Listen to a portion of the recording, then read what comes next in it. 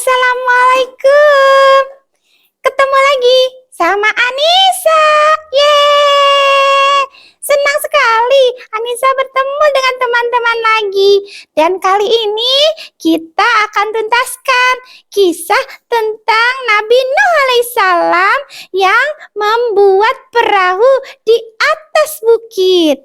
Nah, ya kita mulai ya kisahnya langsung sama Kak Ila.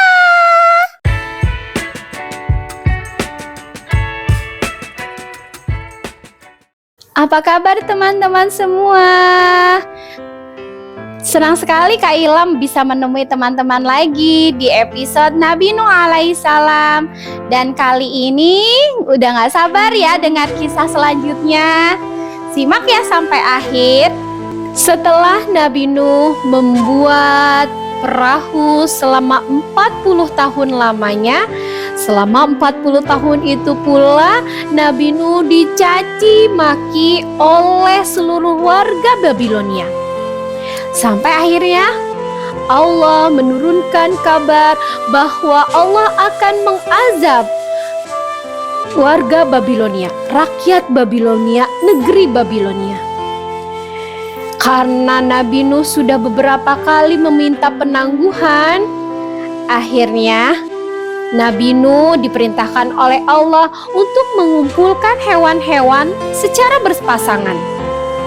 Saat itu bukan Nabi Nuh yang mencari hewan-hewan tersebut, tapi hewan-hewan yang tersebut yang menghampiri perahu Nabi Nuh. Dan Anissa, Allah itu memilih hewan-hewan bukan hewan-hewan biasa.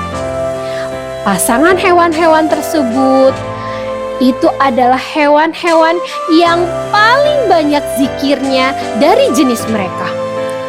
Ketika gajah datang melewati kota Babilonia,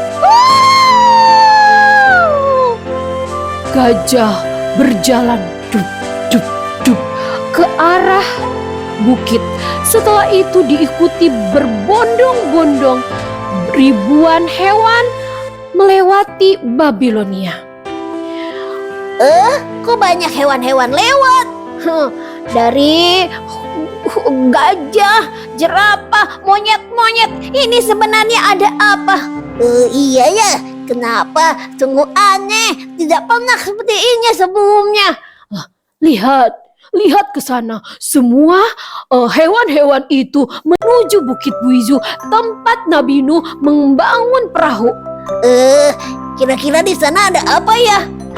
Akan terjadi sesuatu yang buruk sepertinya. Tapi teman-teman, tidak ada yang mau beriman setelah itu meskipun mereka melihat banyak ribuan hewan-hewan mendekati Bukit Buizu. Dan setelah hewan-hewan itu datang, Nabi Nuh memasukkan mereka satu persatu. Nabi Nuh menempatkan hewan-hewan besar di lantai pertama, hewan-hewan sedang di lantai kedua, dan hewan-hewan yang terbang dan manusia di lantai ketiga. Dan Anissa, hewan-hewan itu tidak dikandangin sama Nabi Nuh alaihissalam. Mereka semua dibebaskan untuk tinggal di lantai tersebut. Dan mereka tidak saling memakan, tidak saling mangsa satu sama lain. Mereka sibuk berzikir kepada Allah. Nabi Nuh turun untuk menemui rakyat Babilonia.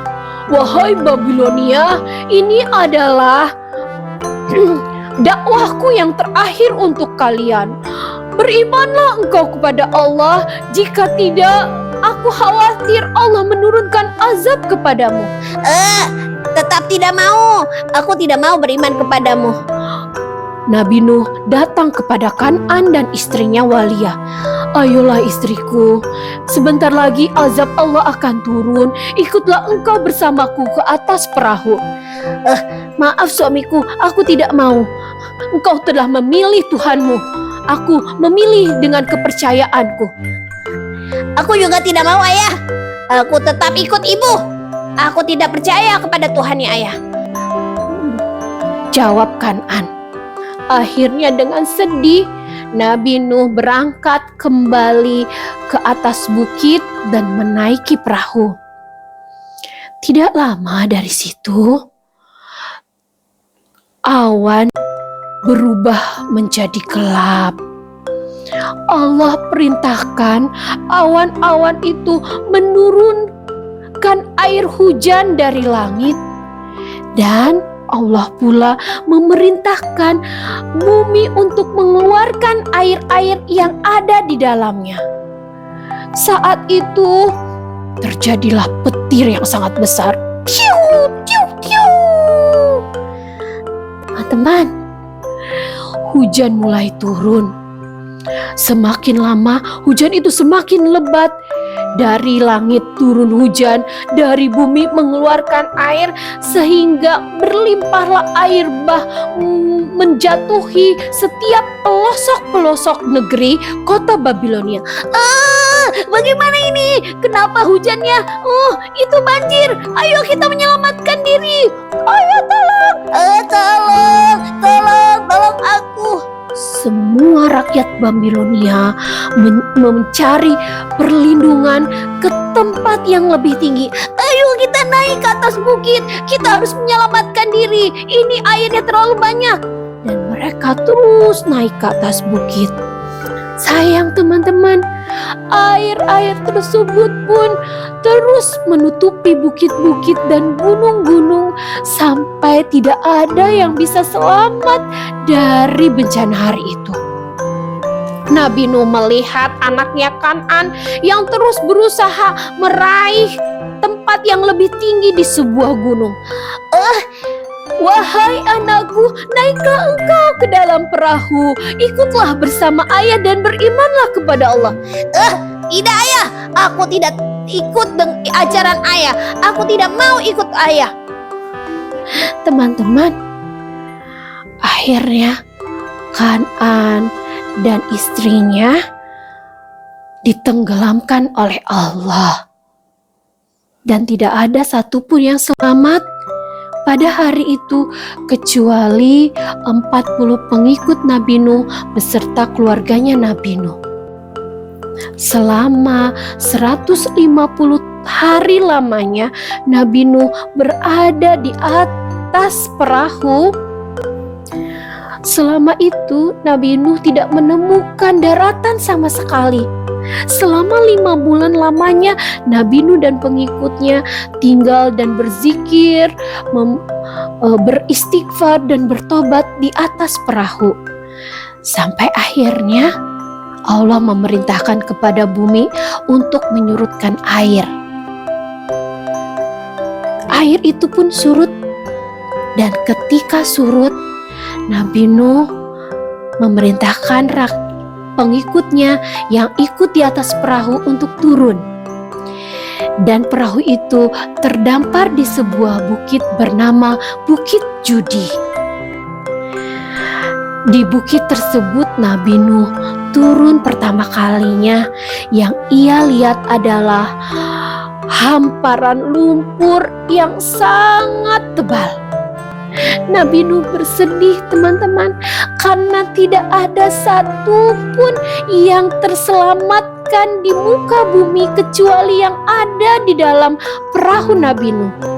Dari mulai hewan-hewan, dari mulai tumbuhan dan manusia, semuanya musnah, hancur.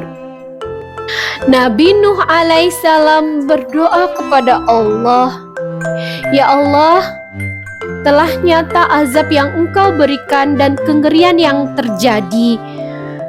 Cukup umatku saja ya Allah yang Engkau azab secara menyeluruh. Setelah ini jangan Engkau azab secara menyeluruh lagi. Cukuplah azab mereka di tempat mereka." Dari doa Nabi Nuh tersebut, akhirnya Allah mengazab kaum-kaum setelahnya di daerah mereka, tidak secara keseluruhan, karena satu-satunya nabi, umat nabi yang diazab secara keseluruhan meliputi seluruh alam dunia di alam bumi adalah kaumnya Nabi Nuh alaihissalam. Teman-teman, Mari kita belajar dari pribadi mulia Nabi Nuh alaihissalam yang tidak pernah putus asa dan pantang menyerah dalam menegakkan kebenaran dan keadilan. Terima kasih Kak Ila. Sungguh cerita yang sangat seru dan mengasihkan. Mendengar kisah Nabi Nuh alaihissalam secara utuh. Wah, terima kasih ya Kak Ila sudah menemani aku dan teman-teman pada kesempatan kali ini. Semoga kita bisa mendengarkan kisah-kisah dari nabi-nabi selanjutnya. Teman-teman, jangan lupa ya dukung channel Anissa Cerita Kita. Mudah-mudahan kita bisa silaturahmi lagi di kesempatan yang lainnya. Wabillahi taufik wal hidayah. Wassalamualaikum warahmatullahi wabarakatuh.